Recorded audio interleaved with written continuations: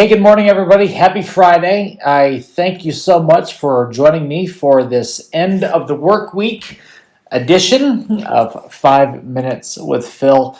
And I really appreciate your being here today. Now, we are going to take a look at a real challenging scripture. And it's found in the book of 1 John chapter 2, starting in verse 15.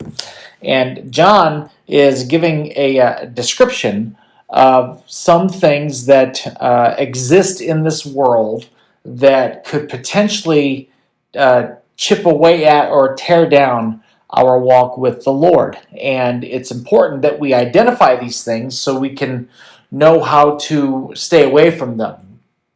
Let me show you what I mean. Take a look at this verse. Here's what it says.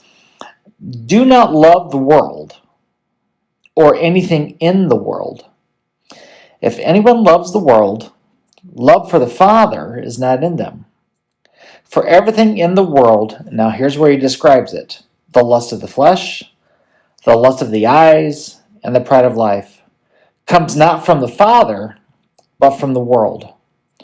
The world and its desires pass away, but whoever does the will of God lives forever.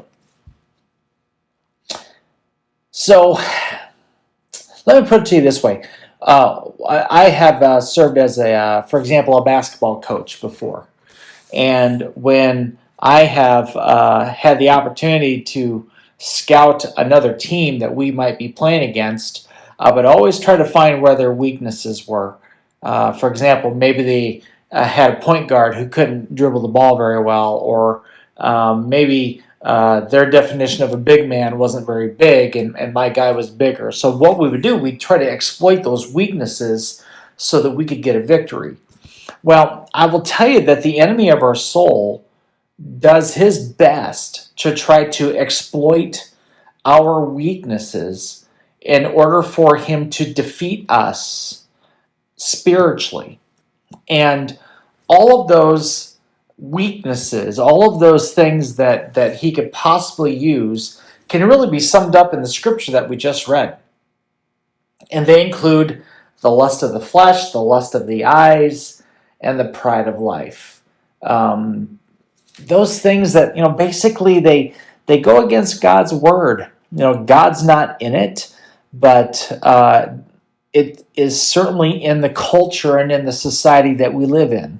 Now, John's not saying that we should hate the people that are in the world. That's silly. That goes against the rest of Scripture. But what John is saying is that if there are things in this culture and in this society and in this world that could wreak havoc with our spiritual lives, those are the kinds of things that we have to actually really avoid. And here's why. Because the Scripture says that those things and their desires, all those things will pass away. Every one of those things will pass away. But whoever does the will of God will live forever. So I think we need to ask ourselves, those things that bring me joy, those things that I invest myself in emotionally, are they things that are just temporary, or are they things that are eternal, that will last forever? The things that are categorized, and I mean, gosh, the lust of the flesh, the lust of the eyes, the pride of life, all that stuff, that can be very strong, and the pull of it can be very, very strong. The desires of that can be very strong, but here's the deal. It may be strong, but it doesn't last. It does not last.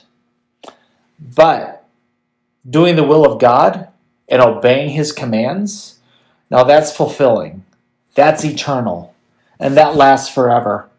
And so I would really encourage you as you hit the weekend, this weekend, and not just this weekend, but all of your life, you know what? Evaluate your desires and evaluate your actions. And are they the kind of things that bring glory to God? Are they the kind of things that last for eternity? Are they just temporary things that will end up hurting us anyway? I encourage you, do the will of God, because that lasts forever. Okay? God bless you. Thank you so much for joining, and we will talk to you later. Bye-bye.